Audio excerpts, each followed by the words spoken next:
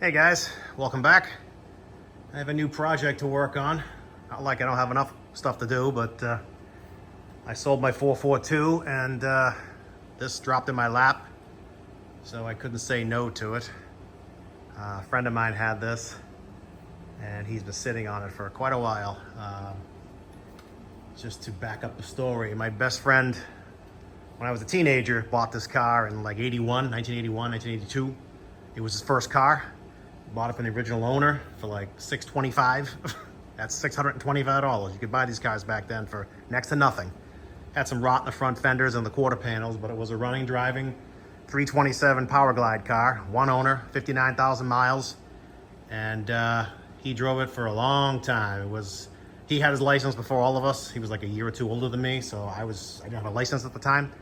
So we were always in this car, always chasing girls and racing anybody up beside us and just beating the shit out of it and doing dumb things to it, putting headers on it and dual exhaust and a 4-barrel carburetor, all that stuff. So he always wanted to build it into like an SS RS with a big block and a 4-speed. So he started collecting parts for it as best he could on a very limited budget back then.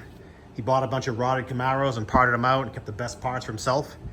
And he tore the car apart. Eventually the 327 finally died about 10 years later. So he tore the car apart, flipped it over on its side to do the bottom, did the driver's floor. He cut the 4-speed hole out of another car and welded it to his floor, so it looks like it's factory. Everything he did to this car looks factory.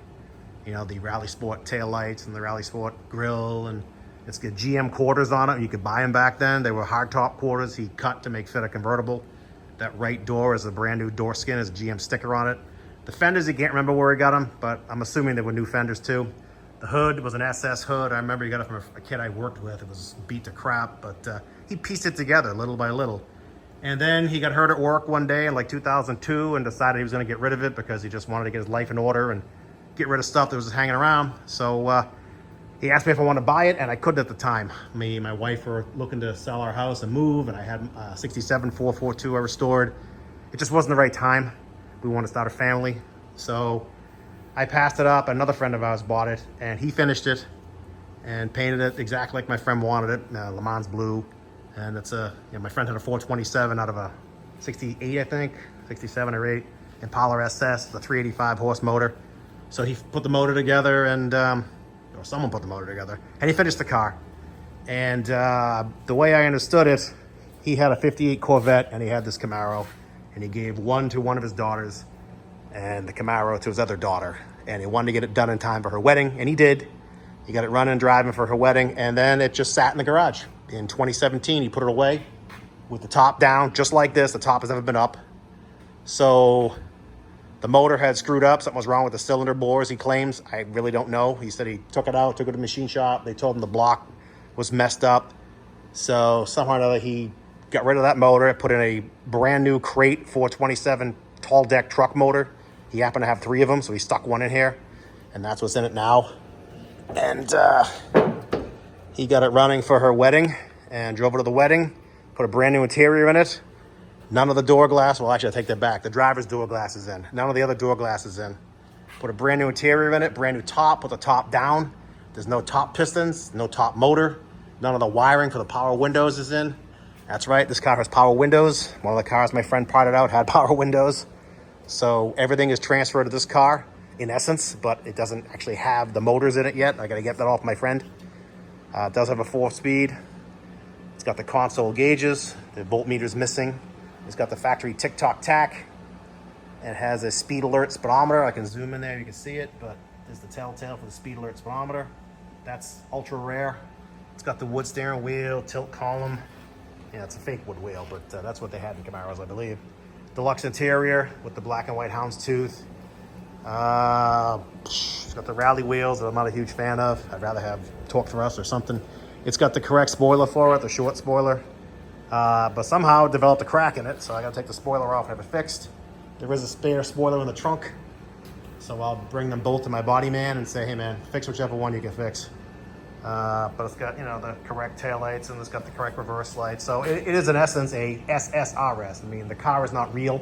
I would never pass it off as real because the data plate on the firewall would give it away. So No pretense of what it is or isn't. It's a base Camaro with all this SSRS stuff on it. So, but you can't take that away from it. I mean, it is a 427 4-speed. It's got a 12-bolt posse with a 373 gear. You can see it not under there, but I mean, everything on it is legit. It's just the car is not legit. It's you know what I mean. It's a plain Jane Camaro. But I will fix everything wrong with it, and hopefully enjoy driving it around. So it's been sitting since 2017 in my friend's daughter's garage. So I fixed a few things that were wrong with it, like that he had no reverse in this transmission, and it was because he put a brand new Hurst shifter in it, and he claimed that something was wrong with the reverse rod.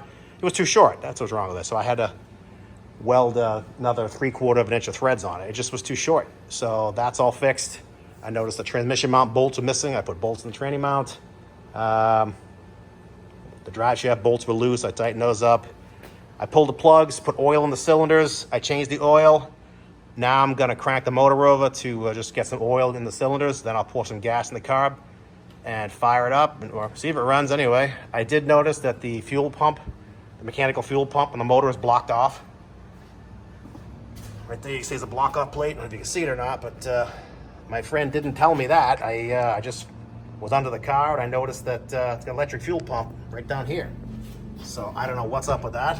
You know, it's under the battery. I don't know what the hell's up with that, but maybe it has no eccentric on the cam for the fuel pump. I don't know. I mean, I believe it's a 78 to 86 427 truck motor. I would think that would have a mechanical fuel pump, but I'm not an expert in these things. I mean, it even has the big block heater box. It's got full piston caliber disc brakes in the front too. I'm not sure if that's the correct master cylinder, but if it's not, I'll get the right one. You know, and some of the paint on the booster rather, is screwed up. You know, I got some on the frame right there. I got to clean it up. I mean, it's nothing detrimentally wrong with the car. It's just a lot of stupid small stuff I got to fix. But I mean, the body and paint is top notch in this thing. It's out of a 10 being the best, it's probably a 9, an 8.5. I mean, it's straight. There's a few dings in it here and there that they missed, but overall, this thing is gorgeous. I mean, it's really nice. That's why I couldn't pass it up. The price was right. It needs a ton of work, but it's fairly clean work. You don't have to, cut rod out and that kind of crap. So let me crank the motor over and let me try that again.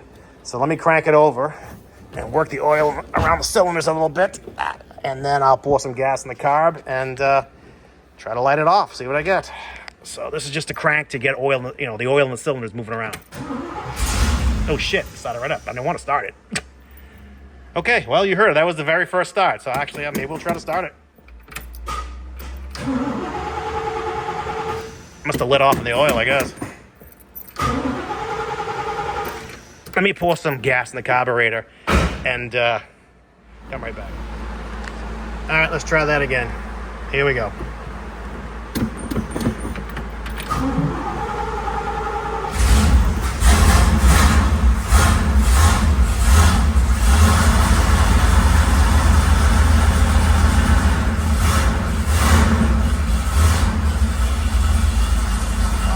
That guy, huh? It's an angry sound in 427.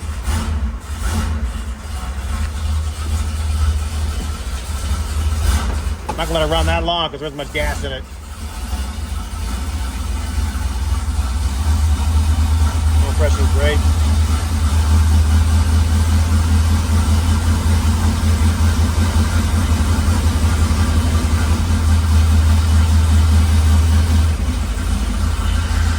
Let me open the door too, the other door. One more time.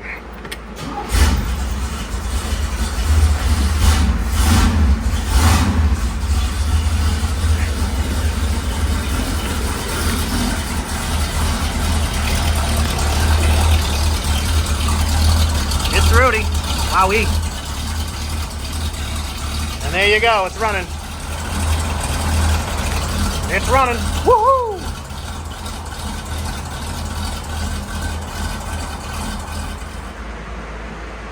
So let's back it up to the door so I can get the exhaust outside so I don't smoke up my whole shop. I can test out reverse, make sure it works like I think it does. Yeah, we're going backwards. That's good.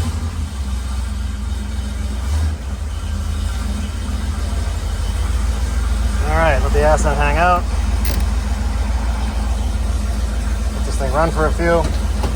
I don't know how long it's gonna run. Maybe the fuel pump does work. I have no idea. Tach seems to be working. Hood springs are a little weak, so I have a prop rod on it. Man, motor sounds good. Got that forged piston cluck to it. Cluck, cluck, cluck, cluck, cluck, cluck, cluck. Nice. Music to my ears.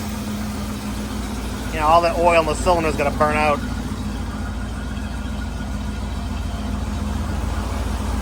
Yeah, I don't want to spin it over dry, so.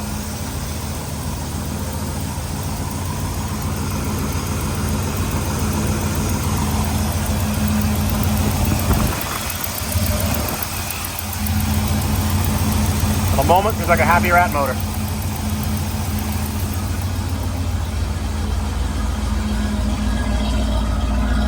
Wow, that's loud. This thing's throaty. Damn.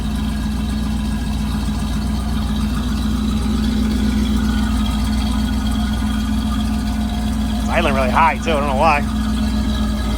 I don't know.